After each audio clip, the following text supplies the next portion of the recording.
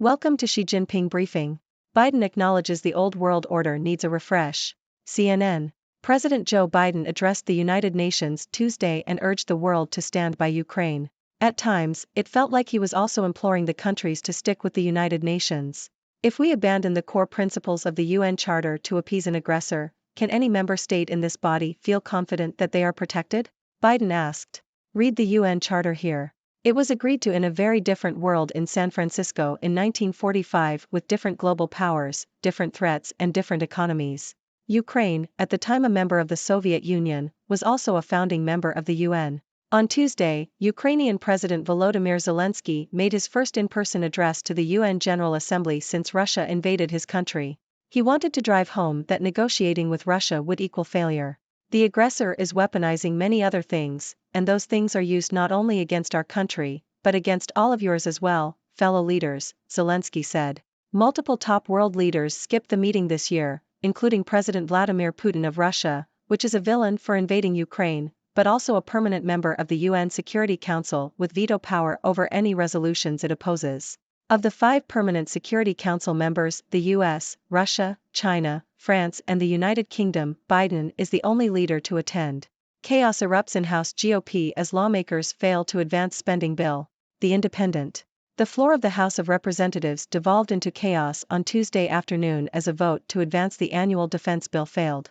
House Democrats began to taunt Republicans, shouting by regular order as 5 Republicans joined them in opposing a rule to pass the annual defense spending bill as House Republican leadership tried to have their ranks coalesce. GOP reps Dan Bishop, Matt Rosendale, Ken Buck, Andy Biggs and Ralph Norman opposed the rule. 4 Republicans did not vote on the bill. All 5 members are part of the hard-right House Freedom Caucus that has demanded spending cuts across the board. Russia weaponizing food, energy and kids in Ukraine war, Zelensky. The Independent.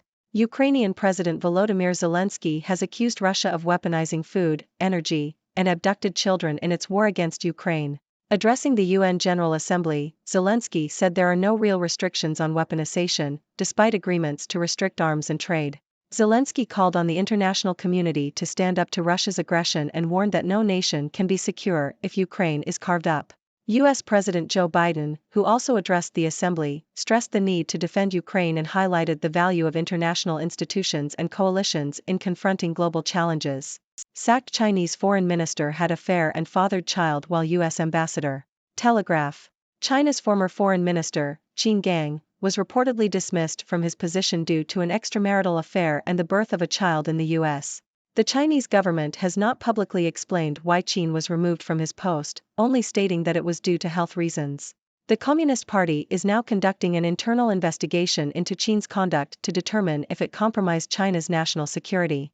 This comes at a time when China's political elite is facing increasing scrutiny and as the country grapples with a significant economic slowdown. The situation could potentially weaken President Xi Jinping, who is in his first year of an unprecedented third term. China is preparing for war, and Britain is flailing. Telegraph. The UK needs to recognize the threat posed by China and adopt a common approach with other free societies to address it, according to former US National Security Advisor John Bolton. Writing in the Telegraph, Bolton argued that China has been waging economic war against the West for decades, but the UK has been slow to appreciate the risks. He called for a NATO-like alliance among free societies to tackle the threat and warned that ignoring the reality facing the West would ensure defeat. Biden's apparent gaffe on countries working together to accelerate climate crisis. Telegraph. During his address at the United Nations General Assembly, U.S. President Joe Biden appeared to make a gaffe by saying that the U.S. and China should work together on accelerating the climate crisis. Biden quickly stumbled over his words and corrected himself to say then the accelerating climate crisis. He warned of the existential threat of climate change and the need to reduce dependence on fossil fuels. Chinese President Xi Jinping did not attend the meeting, sending Vice President Han Zheng in his place. After his speech, Biden met with UN Secretary-General Antonio Guterres and later attended a summit with the presidents of 5 Central Asian nations. China's defense minister meets his downfall. Foreign policy. Chinese Defense Minister Li Shangfu has not been seen in public for 3 weeks and is likely to be under investigation by China's Communist Party, according to unnamed insiders and high-ranking U.S. officials. Li missed an important military meeting on September 15, and reports suggest he has been detained and will be officially removed from his post. His disappearance follows that of former Foreign Minister Qin Gang, who was officially removed in July after not being seen for weeks. There has been no official announcement regarding investigations into either of the ministers, and the Communist Party will likely decide their fate behind closed doors.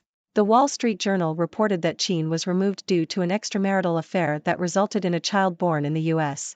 Li's case is probably linked to ongoing investigations into military corruption, particularly in the procurement process. The removal of two high-ranking ministers within 6 months of their appointment will raise questions about President Xi Jinping's judgment.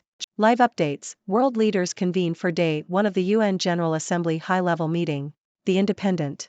Leaders from around the world are meeting at the United Nations, UN, to address global crises including climate change, geopolitical instability, inequality, and public health. The 78th session of the UN General Assembly, scheduled to last from 19 to September 26, has the theme of rebuilding trust and reigniting global solidarity, accelerating action on the 2030 Agenda and its Sustainable Development Goals towards peace, prosperity, progress, and sustainability for all.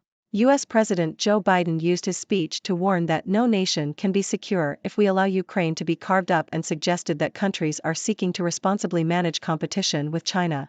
Addressing the General Assembly, UN Secretary-General Antonio Guterres called for compromise between nations to create a common future of peace and prosperity.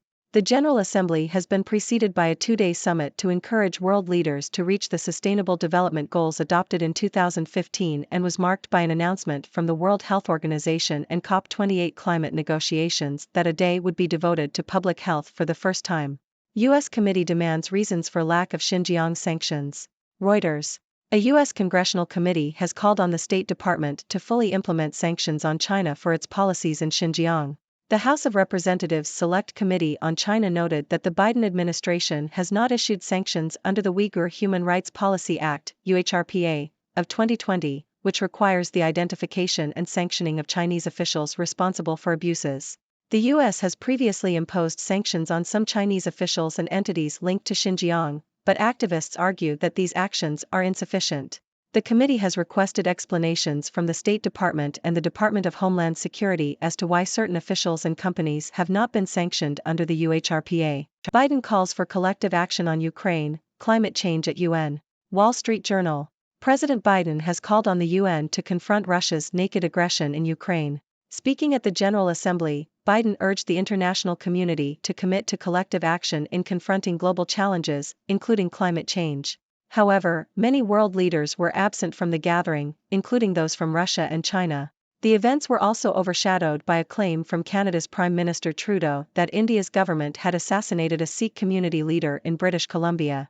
The Indian government dismissed the claim.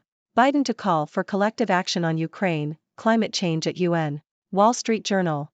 U.S. President Biden will call for collective global action to address various challenges, including the war in Ukraine and climate change, during his address to the United Nations General Assembly, according to sources. The summit will also be marked by the absence of several world leaders, including from China and Russia. Biden asks UN to stand against Russia's naked aggression in Ukraine. Wall Street Journal. President Biden urged the United Nations to stand up to Russia's naked aggression in Ukraine, saying the meaning of the international organization's charter and its future as a multilateral institution were at stake. The U.S. president pressed the global community to commit to collective action to confront the challenges facing the world order, from the war in Ukraine to climate change. More mini-Putins are waiting in the wings across Europe. SCMP opinion. The European Union's, EU, fight against Russia has created a breeding ground for far-right, nationalist politicians, according to Jake van der Kamp, writing in the South China Morning Post.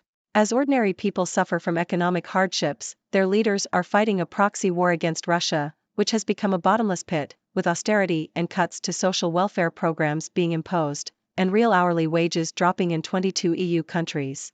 Van der Kamp argues that voters are increasingly blaming their own politicians and big corporations, many of which profit from the war in Ukraine, rather than Putin and the Russians, as they are told to do. He argues that the EU's fight against Russia is leading to a drift towards ultra-right-wing, xenophobic nationalism across Europe. This nationalism is more pronounced in countries such as Poland and Hungary, which are anti-Russian, but will not necessarily remain pro-Ukrainian. Van der Kamp calls for the EU to end its fight against Russia before the 2030s become the 1930s. German ambassador summoned after foreign minister calls Xi dictator. The Independent. China has summoned the German ambassador to protest after German Foreign Minister Annalena Baerbock referred to Chinese President Xi Jinping as a dictator during a television interview. The Chinese Foreign Ministry called the remarks an open provocation and a serious infringement of China's political dignity. China and Germany have been experiencing strained relations over issues such as Taiwan and alleged human rights violations.